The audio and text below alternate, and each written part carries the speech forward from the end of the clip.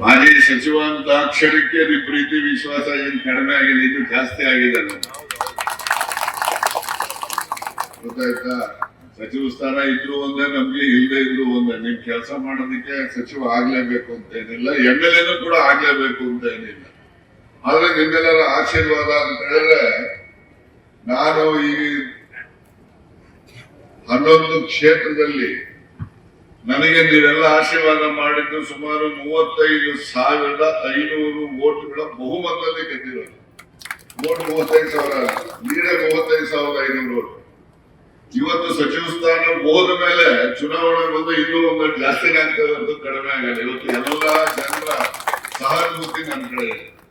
ನಾನು ಸಚಿವ ಸ್ಥಾನವನ್ನು ಕಳೆದಿರ್ಬೋದು, ನಾನೇನು ಭ್ರಷ್ಟಾಚಾರ ಮಾಡಿಲ್ಲ ಅಥವಾ ನಾನೇನು ಅಧ್ಯಕ್ಷನಾಗಿ ಇಲಾಖೆ ನಡೆಸಿಲ್ಲ, ಮತ್ತು ಜನಪರವಾಗಿ ಇಡೀ ರಾಜ್ಯದಲ್ಲಿ ನಾನು ಕೆಲಸ ಮಾಡಿದ್ದೆ. ಈಗ 2 ಕಾಯ್ದೆಗಳನ್ನ ಮೊನ್ನೆ ಮಂಜೂರಾಗಿದೆ ವಿಧಾನಸಭೆಯಲ್ಲಿ. ಆ 2 ಕಾಯ್ದೆಗಳ ಮಹತ್ವ ಇನ್ನೊಂದು 1 ದಿವಸ ಕಳಿಬೇಕು, 1 ವರ್ಷ 2 ವರ್ಷ ಕಳಿಬೇಕು. ಏನು ಗ್ರಾಮ ಪಂಚಾಯಿತಿಗಳಿಗೆ ಅಧ್ಯಕ್ಷರು ಉಪಾಧ್ಯಕ್ಷರು ರಿಸರ್ವೇಶನ್ ಇದೆ, ಅದೇ ರೀತಿ ರಿಸರ್ವೇಶನ್ ನಿಮ್ಮ ಡೈರಿಗಳಿಗೆ ಮತ್ತೆ ಸೊಸೈಟಿಗಳಿಗೂ ಕೂಡ ಆ ಕಾಯ್ದೆನಲ್ಲಿ ಲಾಗು ಮಾಡಿದ್ದೀನಿ. ಅದರಲ್ಲಿ ಅಧ್ಯಕ್ಷರಿಗೆ ಉಪಾಧ್ಯಕ್ಷರಿಗೆ ಗ್ರಾಮ ಪಂಚಾಯಿತಿಗೆ ಯಾವ ತರ ರಿಸರ್ವೇಶನ್ ಅನ್ನ ಇಟ್ಟಿದ್ದೀವಿ, ಅದೇ ರೀತಿ ಸಹಕಾರಿ ಸಂಘಗಳಿಗೂ ಕೂಡ ರಿಸರ್ವೇಶನ್ ಅನ್ನ ಇಟ್ಟಿರ್ತಕ್ಕಂಥ ಕಾಯ್ದೆ ನಾನು ಮಾಡೋದು, ನಾನು ತಯಾರು ಮಾಡೋದಂತ. ನನ್ ದುರದೃಷ್ಟ ಅದನ್ನ ಅಸೆಂಬ್ಲಿಯಲ್ಲಿ ಮಂಜೂರು ಮಾಡ್ಲಿಕ್ಕೆ ಒಮ್ಮೆ ಮಾಡಿಸಿದ್ದೆ. ಅದು ಗವರ್ನರ್ ಅವರು ಕೆಲವು ಸಲಹೆಗಳನ್ನ ಕೊಟ್ಟಿದ್ರು, ಆ ಸಲಹೆಗಳನ್ನ ಇನ್ಕಾರ್ಪೊರೇಟ್ ಮಾಡಿ ಮೊನ್ನೆ ಮಾಡಿದ್ದೆ. ಅದನ್ನ ಇಂಟ್ರೊಡ್ಯೂಸ್ ಮಾಡೋದಕ್ಕೆ ಅವಕಾಶ ಆಗಲಿಲ್ಲ, ಬೇರೆ ವಿಚಾರ. ಅದರ ಉದ್ದೇಶ ಈಡೇರಿ 2 ಸದನದಲ್ಲೂ ಕೂಡ ಅದು ಮಂಜೂರಾತಿ ಆಗಿದೆ. ಅದು ಮುಂದಿನ ದಿನಮಾನಗಳಲ್ಲಿ ಅದು ಜಾರಿ ಆಗ್ತದೆ. ಅದನ್ನು ನಾವು ನೋಡ್ಬೇಕು ಅಂತಕ್ಕಂಥದ್ದು ನನ್ನ ಆಸೆ ಇದೆ. ಅದಾಗುತ್ತೆ ಅಂತಕ್ಕಂಥ ನಂಬಿಕೆ ಕೂಡ ಇದೆ. ಜೊತೆನಲ್ಲಿ ನಿನ್ನೆ ಮೊನ್ನೆ ಟಿವಿ ತೋರಿಸ್ತಾವ್ರೆ, ಏನೋ ಬಿಜೆಪಿ ಸೇರ್ಬಿಡ್ತಾರೆ. ನಾನೇನ್ ಬಿಜೆಪಿ ಸೇರೋಂಗ್ ಸೇರ್ತಾರೆ.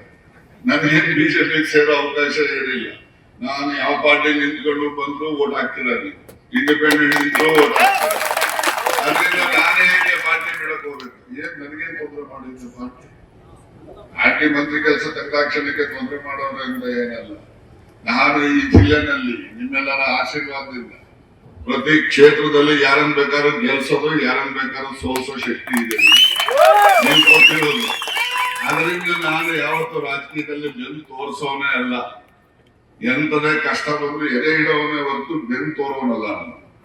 ಆದ್ರಿಂದ ನಾನು ಯಾವುದೇ ಕಾರಣಕ್ಕೆ ಕಾಂಗ್ರೆಸ್ ಪಕ್ಷವನ್ನ ತೊರೆಯೋದು ಇಲ್ಲ. ಮತ್ತೆ ಏನು ರಾಹುಲ್ ಗಾಂಧಿ ಅವರಿಗೇನು ವೋಟ್ ಚೋರಿ ಇದ್ರಲ್ಲ, ಅದಕ್ಕೆ ನಾನು ಸಂಪೂರ್ಣವಾಗಿ ಬೆಂಬಲನೂ ಇದೆ ನಂದು.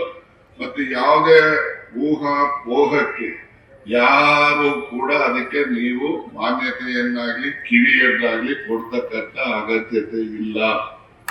ಯಾರ್ಯಾರೋ ಏನೇನೋ ಹೇಳ್ಕೊಳ್ಳೋದೆಲ್ಲ ಏನಂದ್ರೆ ಅವರೆಲ್ಲ ಯಾಕೆ ಹೇಳ್ತಾವ್ರೆ, ಏನ್ ಮಾಡ್ತಾವ್ರೆ ಅಂತಕ್ಕಂಥದ್ದಕ್ಕೆ ನನಗೆಲ್ಲ ಅರ್ಥ ಆಗ್ತದೆ.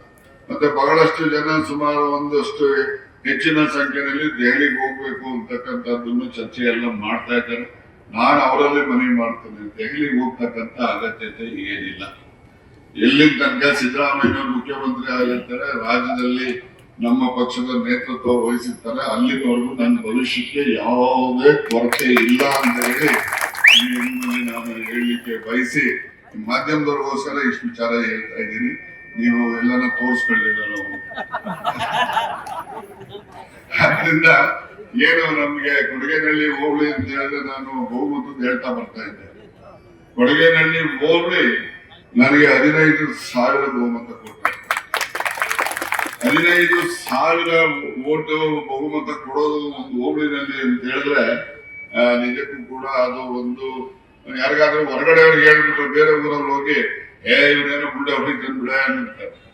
ಆದ್ರೆ ನೀವೆಲ್ಲ ಕೊಟ್ಟಿರೋರು ಇಲ್ಲಿ ಕೂತಿರೋರೆಲ್ಲ ಜಾಸ್ತಿ, ಹೌದಲ್ವಾ?